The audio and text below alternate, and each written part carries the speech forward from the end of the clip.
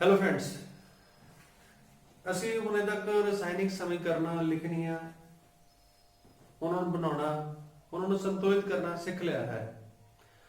ਹੁਣ ਅਸੀਂ ਰਸਾਇਣਿਕ ਕਿਰਿਆ ਦੀਆਂ ਕਿਸਮਾਂ ਨੂੰ ਡਿਸਕਸ ਕਰਾਂਗੇ। ਜਿਹੜੀਆਂ ਰਸਾਇਣਿਕ ਕਿਰਿਆ ਅਸੀਂ ਕੱਲ ਕੀਤੀਆਂ ਸੀ ਉਹ ਕਿਸ ਤਰ੍ਹਾਂ ਦੀਆਂ ਕਿਰਿਆ ਸੀਗੀਆਂ। ਸੋ ਰਸਾਇਣਿਕ ਕਿਰਿਆ ਦੀ ਕਿਸਮਾਂ ਨੂੰ ਅਸੀਂ ਚਾਰ ਮੁੱਖ ਹਿੱਸਿਆਂ 'ਚ ਵੰਡਿਆ ਹੈ: ਸੰਯੋਜਨ ਕਿਰਿਆ, अपघटन किरिया, विस्थापन किरिया ते दोहरा विस्थापन किरिया। So one by one. So पहली किरिया है, पहली संयोजन किरिया। संयोजन अपने नाम तो ही क्लियर कर रही है। संयोजन जुड़ना, दो या दो तो ज्यादा तत्त यौगिक आपस में जुड़ के ਜਦੋਂ एक नवा यौगिक बनाते हैं उन्होंने उस किरिया ਨੂੰ ਅਸੀਂ ਕੀ ਕਹਿੰਦੇ ਆ? संयोजन किरिया। जिवें कैल्शियम ऑक्साइड है, बुझे हुआ चूना, जो ਅਸੀਂ ਇਹਦੀ ਪਾਣੀ ਨਾਲ ਕਿਰਿਆ ਕਰਦੇ ਹਾਂ, ਪਾਣੀ ਨਾਲ, ਤਾਂ ਇਹਦੇ ਤੋਂ ਚੂਨੇ ਵਾਲਾ ਪਾਣੀ ਭਾਵ ਕੈਲਸ਼ੀਅਮ ਹਾਈਡਰੋਕਸਾਈਡ ਬਣਦਾ ਹੈ। ਜਦੋਂ ਕੈਲਸ਼ੀਅਮ ਹਾਈਡਰੋਕਸਾਈਡ ਬਣਦਾ ਹੈ ਤਾਂ ਇਸ ਵਿੱਚ ਇੱਕ ਖਾਸ ਗੱਲ ਨੋਟ ਕਰਨ ਵਾਲੀ ਇਹ ਹੈ ਕਿ ਜਿਹੜਾ ਬੀਕਰ ਜਿਹਦੇ ਵਿੱਚ ਇਹ ਬਣ ਰਿਹਾ ਹੁੰਦਾ ਉਹ ਗਰਮ ਹੋ ਜਾਂਦਾ। ਇਹਦਾ ਮਤਲਬ ਜਿਹੜੀ ਸੰਯੋਜਨ ਕਿਰਿਆ ਹੈ ਇਹਦੇ ਵਿੱਚ ਤਾਪ ਊਰਜਾ ਦੀ ਨਿਕਾਸੀ ਹੁੰਦੀ ਹੈ, ਤਾਪ ਊਰਜਾ ਬਾਹਰ ਨਿਕਲਦੀ ਹੈ। ਸੋ ਉਹ ਰਸਾਇਣਿਕ ਕਿਰਿਆ ਜਿਹਦੇ ਵਿੱਚ ਦੋ ਜਾਂ ਦੋ ਤੋਂ ਜ਼ਿਆਦਾ ਯੌਗਿਕ ਜਾਂ ਤੱਤ ਆਪਸ ਵਿੱਚ ਜੁੜ ਕੇ ਇੱਕ ਨਵਾਂ ਯੌਗਿਕ ਬਣਾਉਂਦੇ ਹਨ, ਉਸ ਕਿਰਿਆ ਨੂੰ ਅਸੀਂ ਕੀ ਆਖਦੇ ਹਾਂ? ਸੰਯੋਜਨ ਕਿਰਿਆ। ਇਹ ਸੰਯੋਜਨ ਕਿਰਿਆ ਦੇ ਵਿੱਚ ਊਰਜਾ ਵੀ ਬਾਹਰ ਨਿਕਲਦੀ ਹੈ, ਇਸ ਲਈ ਅਸੀਂ ਇਹਨੂੰ ਤਾਪ ਨਿਕਾਸੀ ਕਿਰਿਆ ਵੀ ਆਖਦੇ ਹਾਂ। ਤਾਪ ਨਿਕਾਸੀ ਐਂਡ ਐਕਸੋਥਰਮਿਕ ਰਿਐਕਸ਼ਨ। ਸੋ ਤਾਪ ਬਾਹਰ ਨਿਕਲਦਾ ਹੈ। ਇੱਕ ਹੋਰ ਜਿਹੜੀ ਕਿਰਿਆ, ਇੱਕ ਹੋਰ ਉਦਾਹਰਨ ਨਾਲ ਮੈਂ ਸੰਯੋਜਨ ਕਿਰਿਆ ਦੱਸਦਾ। ਸੰਯੋਜਨ ਜੁੜਨਾ, ਹਾਈਡਰੋਜਨ ਦੀ ਅਗਰ ਮੈਂ ਆਕਸੀਜਨ ਨਾਲ ਕਿਰਿਆ ਕਰਦਾ ਤਾਂ ਇਸ ਤੋਂ ਪਾਣੀ ਬਣਦਾ ਹੈ। ਪਾਣੀ ਇਸ ਨੂੰ ਬੈਲੈਂਸ ਕਰੀਏ, ਜੋ ਅਸੀਂ ਕੱਲ ਸਿੱਖਿਆ ਸੀਗਾ। ਇਧਰ ਦੋ ਅਣੂ ਆਕਸੀਜਨ ਦੇ, ਇਹਨੂੰ 2 ਨਾਲ ਗੁਣਾ ਕਰ ਦਿੱਤੀ, ਔਰ ਹਾਈਡਰੋਜਨ 4 ਹੋ ਗਏ, ਇਹਨੂੰ ਵੀ 2 ਨਾਲ ਗੁਣਾ ਕਰ ਦਿੱਤੀ। ਇਹ ਵੀ ਸੰਯੋਜਨ ਕਿਰਿਆ ਹੈ। ਦੋ ਜਾਂ ਦੋ ਤੋਂ ਵੱਧ ਤੱਤ, ਇਸ ਵੇਲੇ ਤੱਤ ਜੋ ਉੱਪਰ ਯੌਗਿਕ ਜੁੜ ਰਹੇ ਸੀ, ਇੱਥੇ ਤੱਤ ਜੁੜ ਕੇ ਇੱਕ ਨਵਾਂ ਯੌਗਿਕ ਬਣ ਗਿਆ। ਸੋ ਸੰਯੋਜਨ ਕਿਰਿਆ। ਇਹਨਾਂ ਦੀ ਫਿਜ਼ੀਕਲ ਸਟੇਟ ਅਵਸਥਾ, ਇਹ ਸੋਲਿਡ, ਇਹ ਲਿਕੁਇਡ, ਇਹ ਪਾਣੀ ਚ ਘੁਲਿਆ ਹੋਇਆ ਐਕਵਸ, ਇਹ ਗੈਸ, ਇਹ ਵੀ ਗੈਸ, ਔਰ ਇਹ ਲਿਕੁਇਡ, ਇਸ ਦੇ ਵਿੱਚ ਵੀ ਤਾਪ ਊਰਜਾ ਨਿਕਲਦੀ ਹੈ, ਤਾਪ ਊਰਜਾ। ਸੋ ਇਹ ਵੀ ਐਕਸੋਥਰਮਿਕ ਪ੍ਰੋਸੈਸ ਹੈ, ਸੰਯੋਜਨ ਕਿਰਿਆ। ਦੋ ਜਾਂ ਦੋ ਤੋਂ ਜ਼ਿਆਦਾ ਤੱਤ ਜੁੜ ਕੇ ਜਾਂ ਯੌਗਿਕ ਜੁੜ ਕੇ ਜਦੋਂ ਇੱਕ ਨਵਾਂ ਯੌਗਿਕ ਬਣਾਉਂਦੇ ਹਨ, ਉਸ ਕਿਰਿਆ ਨੂੰ ਅਸੀਂ ਕੀ ਆਖਦੇ ਹਾਂ? ਸੰਯੋਜਨ ਕਿਰਿਆ। ਸਾਡੀ ਕਿਤਾਬ ਦੇ ਵਿੱਚ ਕਿਰਿਆ ਦੀ ਲੜੀ ਤੀਸਰੀ ਕਿਰਿਆ ਜਿਹੜੀ ਹੈ ਉਹ ਕੈਲਸ਼ੀਅਮ ਆਕਸਾਈਡ ਦਾ ਬੁਝੇ ਹੋਏ ਚੂਨੇ ਵਿੱਚ ਪਾਣੀ ਪਾ ਕੇ ਕੈਲਸ਼ੀਅਮ ਹਾਈਡਰੋਕਸਾਈਡ ਭਾਵ ਚੂਨੇ ਵਾਲਾ ਪਾਣੀ ਬਣਾਉਣਾ ਕਿਰਿਆ ਸਾਡੇ 'ਚ ਹੈ, ਸਿਲੇਬਸ ਹੈ। ਉਸ ਨੂੰ ਬੜੇ ਧਿਆਨ ਨਾਲ ਆਪਣੇ ਟੀਚਰ ਦੀ ਪ੍ਰੈਜ਼ੈਂਸ ਵਿੱਚ ਇਹਨੂੰ ਪਰਫਾਰਮ ਕਰਨਾ। ਸੋ ਸੰਯੋਜਨ ਕਿਰਿਆ ਤੋਂ ਬਾਅਦ दूसरी ਕਿਰਿਆ ਜਿਹੜੀ ਹੈ ਉਹ ਅਪਘਟਨ ਕਿਰਿਆ। ਅਪਘਟਨ, ਘਟਨ ਮਤਲਬ ਬ੍ਰੇਕ ਡਾਊਨ, ਟੁੱਟਣਾ, ਕਿਸੇ ਯੌਗਿਕ ਦਾ ਟੁੱਟਣਾ। ਜਦੋਂ ਇੱਕ ਅਭਿਕਾਰਕ ਟੁੱਟ ਕੇ ਦੋ ਜਾਂ ਦੋ ਤੋਂ ਜ਼ਿਆਦਾ ਯੌਗਿਕਾਂ 'ਚ ਜਾਂ ਤੱਤਾਂ ਵਿੱਚ ਬਦਲ ਜਾਂਦਾ ਹੈ, ਅਸੀਂ ਉਸ ਨੂੰ ਕੀ ਆਖਦੇ ਹਨ? ਅਪਘਟਨ ਕਿਰਿਆ। ਆਪਣੇ ਨਾਮ ਤੋਂ ਹੀ ਕਲੀਅਰ ਹੈ। ਅਪਘਟਨ, ਘਟਨ ਮਤਲਬ ਬ੍ਰੇਕ ਡਾਊਨ, ਟੁੱਟਣਾ, ਕਿਸੇ ਯੌਗਿਕ ਦਾ ਟੁੱਟਣਾ, ਅਸੀਂ ਉਸ ਕਿਰਿਆ ਨੂੰ ਕੀ ਕਹਿੰਦੇ ਆ? ਅਪਘਟਨ।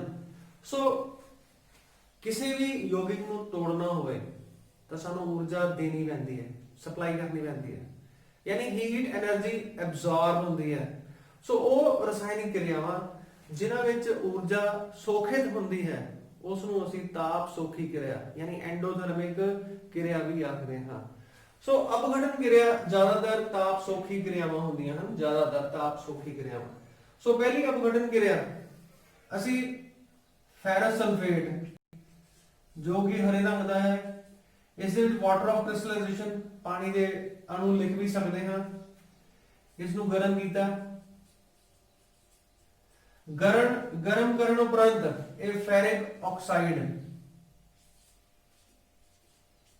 ਸਲਫਰ ਡਾਈਆਕਸਾਈਡ ਗੈਸ ਤੇ ਸਲਫਰ ਟ੍ਰਾਈਆਕਸਾਈਡ SO3 ਗੈਸ ਵਿੱਚ ਤਬਦੀਲ ਹੋ ਜਾਂਦਾ ਹੈ। ਜਿਸ ਨੂੰ ਬੈਲੈਂਸ ਕਰੀਏ ਇਹਦਾ ਉਹ ਵੀ ਢਾਂਚਾ ਪਿੰਜਰ ਇਕੁਏਸ਼ਨ ਸਮੀਕਰਨ।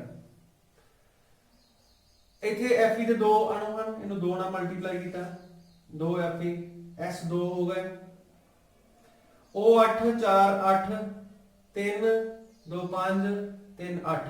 ਸੋ ਸਮੀਕਰਨ ਜਿਹੜੀ ਸਾਡੀ ਸੰਤੁਲਿਤ ਹੋ ਗਈ ਹੈ। ਇਹ ਠੋਸ ਅਵਸਥਾ ਵਿੱਚ ਬਣਦਾ ਹੈ, ਇਹ ਵੀ ਠੋਸ ਅਵਸਥਾ ਵਿੱਚ ਹੈ, ਇਹ ਠੋਸ ਅਵਸਥਾ ਵਿੱਚ ਬਣਦਾ ਹੈ, ਇਹ ਗੈਸ ਅਵਸਥਾ ਵਿੱਚ ਬਣਦਾ ਹੈ, ਇਹ ਗੈਸ ਅਵਸਥਾ ਵਿੱਚ ਬਣਦਾ ਹੈ। ਗਰਮ ਕਰਨਾ ਯਾਨੀ ਇਹ ਤਾਪ ਸੋਖੀ ਕਿਰਿਆ ਹੈ, ਤਾਪ ਸੋਖੀ ਕਿਰਿਆ एंडोथर्मिक ਕਿਰਿਆ ਹੈ, एंडोथर्मिक। सो एक सिंगल कंपाउंड एक सिंगल यौगिक अपघटित होके दो या दो तो वाधू अभिकारਕਾਂ ਵਿੱਚ ਤਬਦੀਲ ਹੋ ਗਿਆ।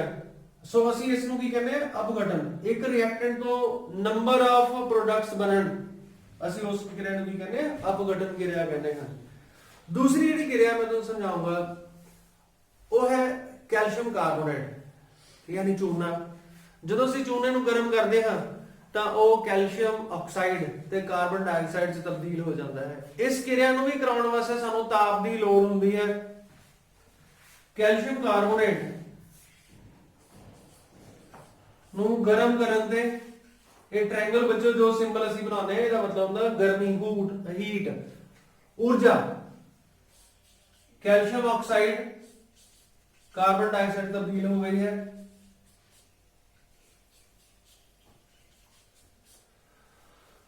सो जो एक यौगिक टुट के दो या दो तो ज्यादा यौगिकां च या तत्तां विच तब्दील हो जाता है, उस किरिया नूं असीं की आखदे हन अपघटन किरिया। एक उदाहरण होर जो साडे किरिया दी लड़ी दे विच भी है वो है पानी दा अपघटन। उसनूं मैं एक डायग्राम की मदद के नाल समझाऊंगा। सो पानी का अपघटन इस डायग्राम के नाल आपां समझदे हां। पानी का अपघटन असी एक प्लास्टिक के मग विच करदे हां, जिवें मैं इस डायग्राम च ड्रॉ कीता। एक प्लास्टिक का मग लिया, ਉਹਦੇ नीचे दो छोटे छोटे सराख करके ਇਹਦੇ ग्रेफाइट इलैक्ट्रोड लगातियां, रबड़ कॉर्क थल्ले फिट करदा ताकि ये लीक प्रूफ बन जाए। ग्रेफाइट इलैक्ट्रोड का थोड़ा जिहा सिरा बाहर रख के उन्होंने दो तारां नाल कनैक्ट करके बैटरी नाल जोड़ दिता गया है ताकि हुण इलैक्ट्रोड बन गए। बैटरी का सिरा एक कैथोड दूसरा एनोड, इन्हां दे विच पानी भर दिता क्योंकि पानी बिजली का कुचालक हुंदा है और असीं इह बिजली पास करनी है, इसलिए थोड़ा जिहा तेजाब ऐड किया ताकि बिजली का सुचालक बन जाए। इन्हें ग्रेफाइट रॉड के ऊपर दो परख नलियां पुठियां करके ऊपर रख दी और स्विच ऑन कर दिता। स्विच लगे नीचे बॉटम का स्विच ऑन कर दिता। इस अपरेटस को ऐसा छड़ दिता थोड़ी देर वास्ते। थोड़ी देर बाद की देखते हैं कि दोनों परख नलियां दे विच बुलबुले बनने शुरू हो जाते हैं। जिहड़ी कैथोड है उस पासे हाइड्रोजन गैस बननी शुरू हो गई और जिहड़ी एनोड है उस पासे ऑक्सीजन गैस। सो पानी दा जदों असीं अपघटन कीता तां इस तो हाइड्रोजन ते ऑक्सीजन गैस बन गई।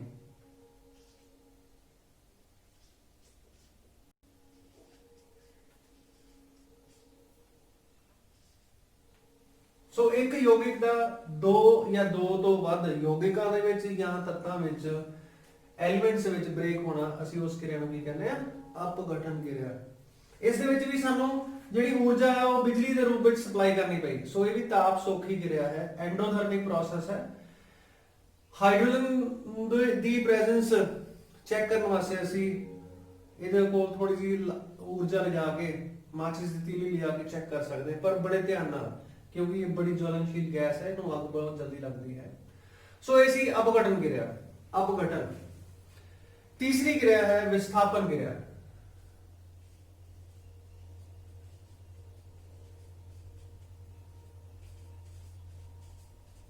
विस्थापन अपने नाम तो ही क्लियर है, विस्थापन यानी डिस्प्लेस करना, किसी को हटा देना। जिवें एक फुटबॉल का मैच है, उस प्लेयर खेल रहे होंगे हैं और जिहड़ा प्लेयर माड़ा खेल रहा होंदा है उसनों इस तरह कार्ड दिखा के उन्होंने बाहर कढ़ दिता जाता, उसकी जगह एक ऐसा प्लेयर पाया जाता है जो वधिया एक प्लेयर है, जो बहुत वधिया खिडारी है। सो एक खिडारी को विस्थापित करके दूसरा खिडारी पाता, विस्थापन। इसी तरह रसायनिक क्रियावां विच भी जिहड़े ज्यादा क्रियाशील तत्त हन ਉਹ घट क्रियाशील तत्तां ਨੂੰ हटा ਦਿੰਦੇ ਹਨ। सो इस क्रिया ਨੂੰ ਅਸੀਂ ਕੀ ਆਖਦੇ ਹਾਂ, ਵਿਸਥਾਪਨ क्रिया। विस्थापन ਜਿਵੇਂ ਇੱਕ ਕਾਪਰ ਸਲਫੇਟ ਦਾ ਘੋਲ ਹੈ, ਉਹਦੇ ਵਿੱਚ ਮੈਂ ਜ਼ਿੰਕ ਦੇ ਗ੍ਰੈਨਿਊਲ ਦਾਣੇ ਇੰਪਿਓਰ ਜ਼ਿੰਕ ਪਾ ਦਿੱਤੇ। ਜ਼ਿੰਕ ਨੇ ਕੀ ਕੀਤਾ, ਕਾਪਰ ਨੂੰ ਵਿਸਥਾਪਿਤ ਕਰਤਾ, ਹਟਾਤਾ। ये बन गया जिंक सल्फेट प्लस कॉपर। सो कॉपर की विस्थापन हो गई, कॉपर विस्थापित हो गया। जे मैं इनू रंग दे विच देखा, रंग इसका रंग नीला होंदा, ब्लू कलर, और इसका रंग होंदा सफेद। रंग विच तब्दीली साफ शो करती है कि एक तत्त ने दूसरे को विस्थापित कर दिता है। विस्थापन, विस्थापन उदी जगह नवा आ गया। एक तत्त को हटा के जो दूसरा तत्त आ जाता है तो ਅਸੀਂ ਉਸ ਨੂੰ ਕੀ ਆਖਦੇ ਹਾਂ, ਵਿਸਥਾਪਨ ਆਖਦੇ ਹਾਂ। ਵਿਸਥਾਪਨ ਕਿਰਿਆ ਦੇ ਵਿੱਚ ਬੱਚਿਆਂ ਦੇ ਮਨ ਦੇ ਵਿੱਚ ਹਮੇਸ਼ਾ ਇੱਕ ਸਵਾਲ ਜੋ ਆਉਂਦਾ ਹੈ, ਜੋ ਬੱਚੇ ਅਕਸਰ ਪੁੱਛਦੇ ਹਨ ਕਿ ਕਿਹੜਾ ਤੱਤ ਕਿਹਨੂੰ ਵਿਸਥਾਪਿਤ ਕਰ ਸਕਦਾ ਹੈ। ਉਸ ਵਾਸਤੇ ਸਾਨੂੰ ਇੱਕ ਕਿਰਿਆਸ਼ੀਲਤਾ ਲੜੀ ਹੈ, ਇਲੈਕਟ੍ਰੋਕੈਮੀਕਲ ਸੀਰੀਜ਼ ਹੈ। ਉਹ ਅਗਰ ਬੱਚੇ ਇੱਕ ਕੋਡ ਦੀ ਮਦਦ ਦੇ ਨਾਲ, ਜਿਹਨੂੰ ਅਸੀਂ ਨਿਮੋਨਿਕਸ ਆਖਦੇ ਹਾਂ, ਅਗਰ ਉਹ ਯਾਦ ਕਰ ਲੈਂਦੇ ਹਨ ਤਾਂ ਕਿਹੜਾ ਤੱਤ ਕਿਹਨੂੰ ਵਿਸਥਾਪਿਤ ਕਰ ਸਕਦਾ ਹੈ ਤਾਂ ਅਸੀਂ ਉਹਨੂੰ ਬੜੇ ਆਰਾਮ ਨਾਲ ਸਮਝ ਸਕਦੇ ਹਾਂ। ਜਿਵੇਂ ਇੱਕ ਕੋਡ ਹੈ, ਨਿਮੋਨਿਕਸ ਬਣਾਇਆ ਹੈ ਜੋ ਸੈਂਸਲੈਸ ਹੈ, ਜਿਹਦਾ ਕੋਈ ਸੈਂਸ ਨਹੀਂ ਹੈ, ਪਰ ਯਾਦ ਕਿਹੜਾ ਤੱਤ ਕਿਹਨੂੰ, ਲਾਲਾ ਕਿਦਾਰ ਦਾ ਨਿਕੰਮਾ ਮਾਲੀ आलू जरा फीने से पकाता है, copper silver gold. Lithium potassium calcium sodium magnesium aluminium zinc iron nickel SN TB hydrogen copper silver ਅਤੇ गोल्ड।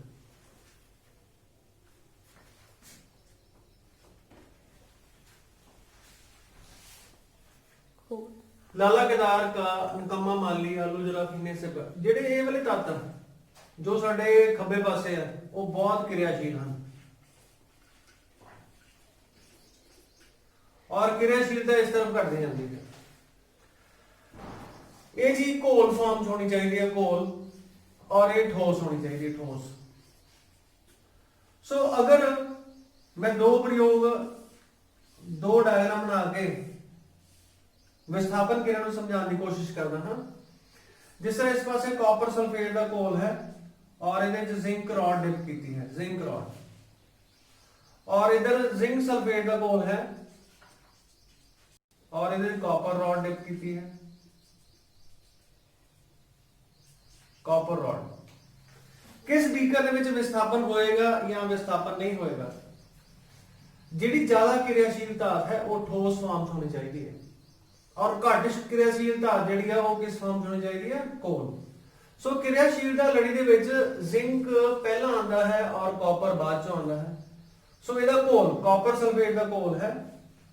ਸੋ ਕਾਪਰ ਸਲਫੇਟ ਜਦੋਂ ਅਸੀਂ ਜ਼ਿੰਕ ਰੋਡ ਡਿਪ ਕਰਾਂਗੇ ਤਾਂ ਜ਼ਿੰਕ ਜਿਹੜੀ ਆ ਉਹ ਕਾਪਰ ਨੂੰ ਡਿਸਪਲੇਸ ਕਰ ਦੇਗੀ, ਰਿਐਕਸ਼ਨ ਹੋ ਜਾਏਗੀ। ਇੱਥੇ ਰਿਐਕਸ਼ਨ ਪੋਸੀਬਲ ਹੈ, ਇੱਥੇ ਵਿਸਥਾਪਨ ਹੋ ਸਕਦਾ ਹੈ, ਪਰ ਇੱਕ ਘੱਟ ਕਿਰਿਆਸ਼ੀਲ ਧਾਤ ਇੱਕ ਜ਼ਿਆਦਾ ਕਿਰਿਆਸ਼ੀਲ ਧਾਤ ਨੂੰ ਉਸਦੇ ਘੋਲ ਵਿੱਚੋਂ ਵਿਸਥਾਪਿਤ ਨਹੀਂ ਕਰ ਸਕਦੀ।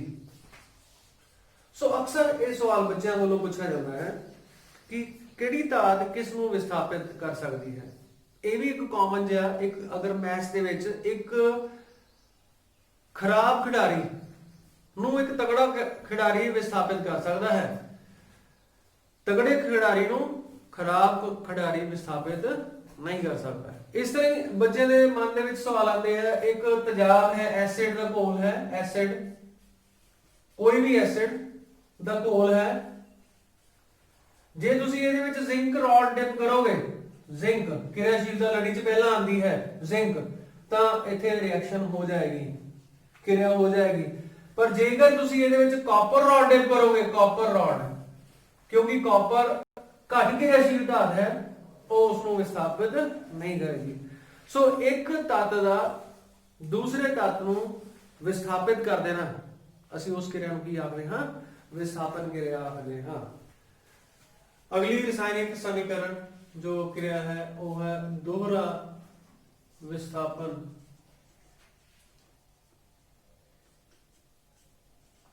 ਕਿਰਿਆ ਜਾਂ ਪ੍ਰਤੀਕਿਰਿਆ, डबल डिस्प्लेसमेंट रिएक्शन।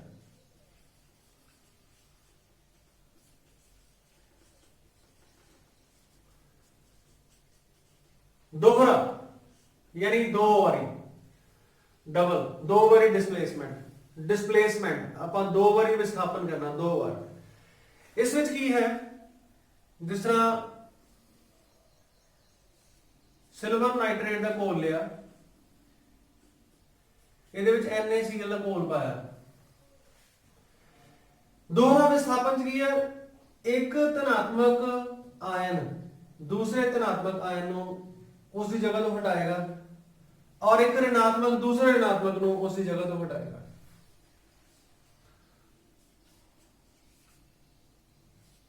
AgCl, ਸੋ ਇਹਨੇ ਇਹਨੂੰ ਵਿਸਥਾਪਿਤ ਕਰ ਦਿੱਤਾ, ਇਹਨੇ ਇਸ ਨੂੰ ਵਿਸਥਾਪਿਤ ਕਰ ਦਿੱਤਾ, AgCl प्लस NaNO3। सो सिल्वर नाइट्रेट ਨੂੰ ਜਦੋਂ NaCl ਦੇ ਘੋਲ ਨਾਲ ਟ੍ਰੀਟ ਕੀਤਾ ਤਾਂ AgCl और NaNO3 ਬਣ ਗਿਆ।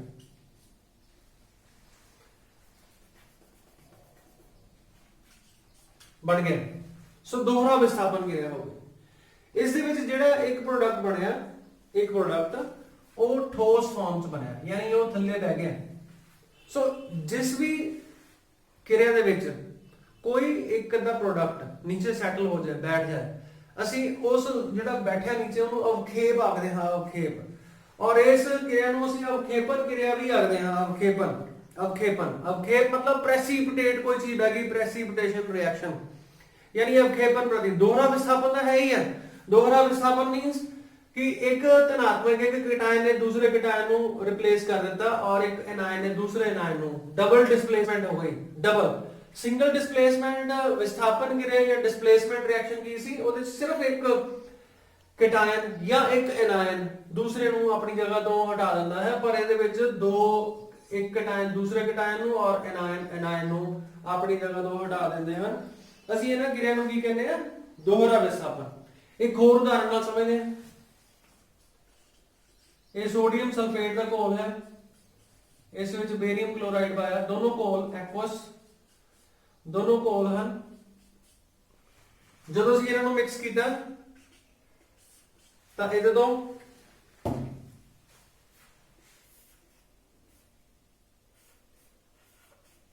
सोडियम क्लोराइड NaCl, सो इन्हें इन्होंने विस्थापन कर देता और बेरियम सल्फेट बन गया। सो विस्थापन हुण इस समीकरण को संतुलित भी कर लईए। इधर दो सोडियम के अणु हैं, दो ना गुणा कर देते, दो Cl दो Na बैलेंस, इधर एक बेरियम एक सल्फेट है। सो जिहड़ी समीकरण बैलेंस भी हो गई।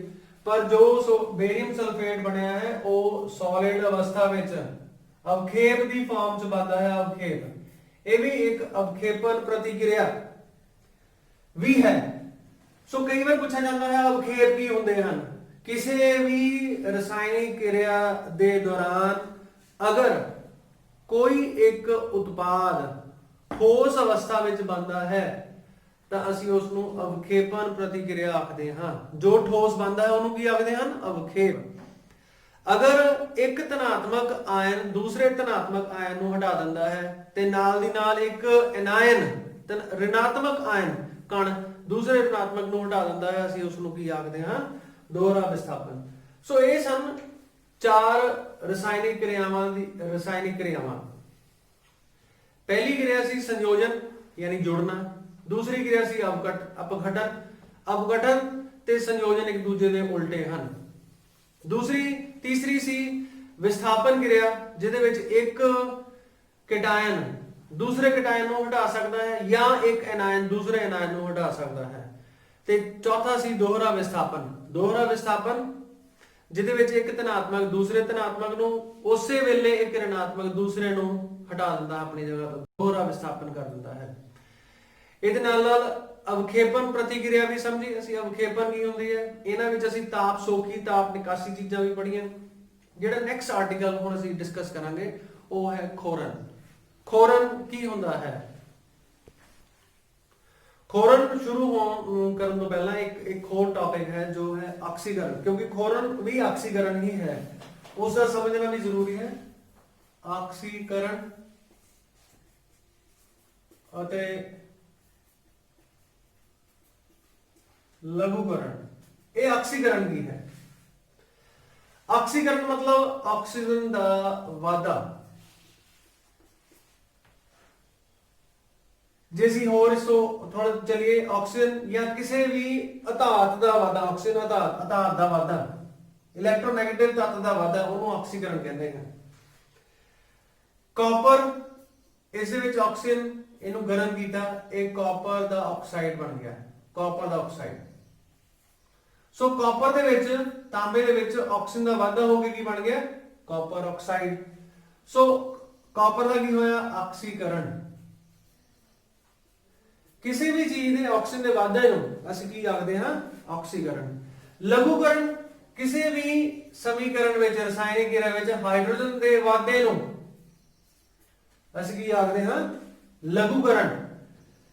ਲਘੂਕਰਨ ਜਿਸ ਤਰ੍ਹਾਂ ਕਾਪਰ ਆਕਸਾਈਡ ਲਿਆ, ਇਸ ਵਿੱਚ ਹਾਈਡਰੋਜਨ ਜਮਾ ਕੀਤੀ, ਸੋ ਆਕਸੀਜਨ ਦੇ ਵਿੱਚ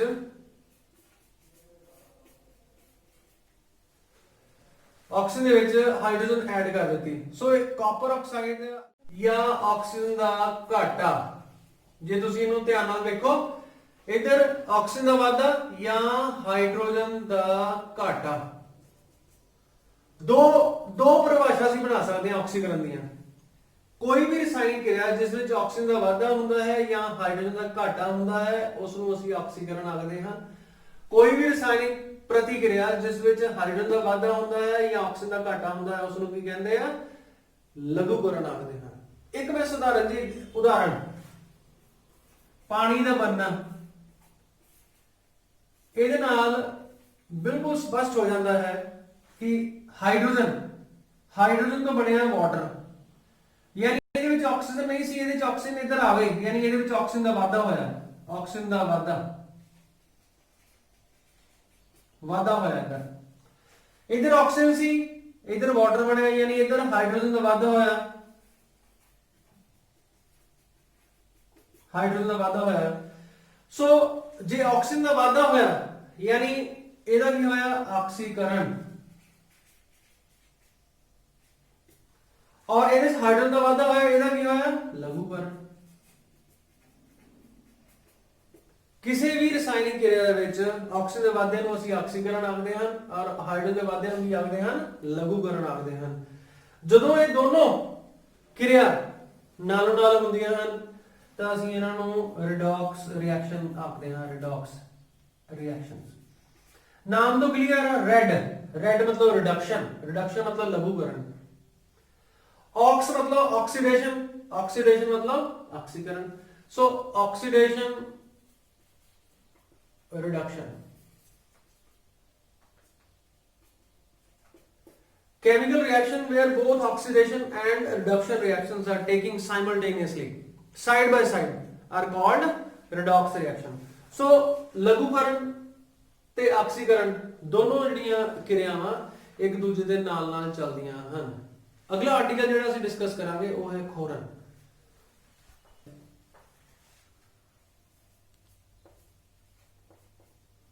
ਖੋਰਨ ਯਾਨੀ ਕਰੋਜਨ,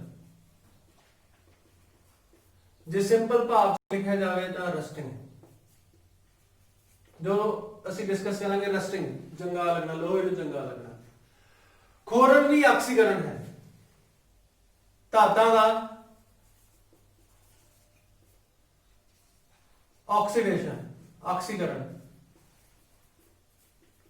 ਨੂੰ ਅਸੀਂ ਖੋਰਨ ਆਖਦੇ ਹਾਂ।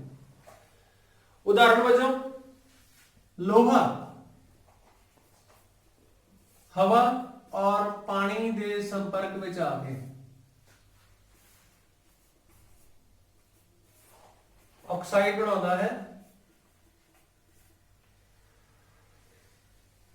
सो धातां दा ओदे ऑक्साइडां विच तब्दील हो जाना किहदी प्रेजेंस विच, ऑक्सीजन और पानी की होंद विच, ਅਸੀਂ ਉਹਨੂੰ ਕੀ ਆਖਦੇ ਹਾਂ, ਖੋਰਨ ਆਖਦੇ ਹਾਂ। ਖੋਰਨ ਜੇ ਇਸ ਨੂੰ ਸਮੀਕਰਨ ਨੂੰ ਸੰਤੁਲਿਤ ਕਰ ਦਿੱਤਾ ਜਾਵੇ, सो 4 आयरन 3 ऑक्सीजन, सो ये ब्राउन रस्ट बन गई, जंगाल लग गया। धातां दा ਉਹਨਾਂ ਦਾ ਆਕਸੀਕਰਨ ਹੋਣਾ ਅਸੀਂ ਉਸ ਨੂੰ ਕੀ ਆਖਦੇ ਹਾਂ, ਖੋਰਨ ਆਖਦੇ ਹਾਂ। ਇੱਕ ਇੱਥੇ ਨੋਟ ਕਰਨ ਵਾਲੀ ਗੱਲ ਹੈ ਕਿ ਲੋਹਾ ਜਿਸ ਨੂੰ ਜੰਗਾਲ ਬਹੁਤ ਜਲਦੀ ਲੱਗ ਜਾਂਦਾ ਹੈ, ਅਗਰ ਇਸੇ ਲੋਹੇ ਨੂੰ ਅਸੀਂ ਚੰਦਰਮਾ ਦੇ ਉੱਤੇ ਰੱਖ ਦਈਏ, ਮੂਨ ਤੇ ਲੈ ਜਾਈਏ, ਤਾਂ ਉੱਥੇ ਇਹਨੂੰ ਕਦੀ ਵੀ ਜੰਗਾਲ ਨਹੀਂ ਲੱਗਦਾ। ਉੱਥੇ ਕਿਉਂ ਜੰਗਾਲ ਨਹੀਂ ਲੱਗਦਾ? क्योंकि उत्थे ना तो हवा है ना ही उत्थे पानी है। सो धातां दा आक्सीकरण उदों ही संभव है जदों हवा और पानी के संपर्क विच आउंदियां हन। असीं अक्सर देखते हैं कि हत्थ विच तांबे की मुंदरी पाई हुंदी है, जदों असीं तांबे की मुंदरी उतारते हैं तो थल्ले एक हरे रंग की लाइन लगी हुंदी है, क्योंकि तांबे नूं जिहड़ा जंगाल लगदा है, तांबे नूं जिहड़ा खोरण हुंदा है वो हरे रंग दा हुंदा है। कॉपर दा ऑक्साइड बन जाना, धातां दा ऑक्साइड बन जाना, किहदी होंद विच, हवा और पानी की होंद विच असीं उस नूं की आखदे हां, खोरण। खोरण दे नाल धातां बहुत ज़्यादा खराब होंदियां, सो इस करके असीं धातां नूं बचाउने हां ताकि हवा और पानी के संपर्क विच ना आउण। हवा और पानी के संपर्क तो बचाने वास्ते या तां असीं उहदे उपर धात दे उपर पेंट करदे हां, या किसी होर धात की परत चढ़ा दिंदे आ, या ऑयल या ग्रीस, ये सब चीज़ां अप्लाई करके असीं धातां नूं हवा और पानी के संपर्क विचों बचा के रखते हैं। अक्सर असीं देखते हैं कि जिहड़ी साइकिल की चेन या मोटरसाइकिल की चेन है उसनूं असीं तेल या ग्रीस अप्लाई करते हैं, वो इस करके ताकि वो हवा और पानी के संपर्क विचों कटियां रहन। खोरण तो बचाने वास्ते असीं धातां उपर मैटल की कोटिंग करते हैं। जो मैटल की कोटिंग करनी है वो भी अगर जे असीं सोच के करिए, दिमाग ला के, किरियाशीलता की लड़ी जिहड़ी मैं पहला दसी सी, तां असीं लोहे नूं जंगाल लगन तो परमानेंटली बचा सकते हैं। जे असीं लोहे दे उपर ज़्यादा किरियाशील धात की परत चढ़ा दईए या उहदे पैचेस ही ला दईए तो लोहे नूं कदी भी जंगाल नहीं लगूगा, क्योंकि ऑक्सीजनल किरिया ज़्यादा किरियाशील धात की होनी है। पर जेकर असीं लोहे दे उपर ऐसी धात की कवरिंग कर दी जो कि घट किरियाशील है, जिस तरह कॉपर की परत चढ़ा दी, तो लोहे नूं जंगाल उन्नी देर तक नहीं लगूगा जब तक उहदे उपर कॉपर की परत है। पर जदों एक बार कॉपर की परत टुट गई फिर लोहे नूं जंगाल लगेगा। जंगाल किस नूं लगदा है? जिहड़ी ज़्यादा किरियाशील है। किरियाशीलता लड़ी दे विचों कोई भी 4-5 तत्व चुनो, उहनूं एक बीकर च पा के उस पानी पा दिओ, पानी पा के छड्ड दिओ, तो सिर्फ उसे तत्व नूं जंगाल लगूगा जो किरियाशीलता लड़ी दे विच पहला सी। जो किरियाशीलता लड़ी दे विच बाद च उस नूं जंगाल नहीं लगूगा। सो ध्यान देण योग वाली ये गल है कि अगर तुसीं किसी धात नूं खोरण तो बचाउणा है ਤਾਂ ਧਾਤ ਦੀ ਕੋਟਿੰਗ ਐਸੀ ਧਾਤ ਦੀ ਕੋਟਿੰਗ ਕਰੋ ਪਰ ਚੜਾਓ ਜਿਹੜੀ ਕਿ ਕਿਰਿਆਸ਼ੀਲਤਾ ਲੜੀ ਦੇ ਵਿੱਚ ਅੱਗੇ ਹੈ। ਸੋ ਨੈਕਸਟ ਆਰਟੀਕਲ, ਇਸ ਪਾਰਟ ਦਾ ਲਾਸਟ ਆਰਟੀਕਲ ਹੈ ਦੁਰਗੰਧਤਾ।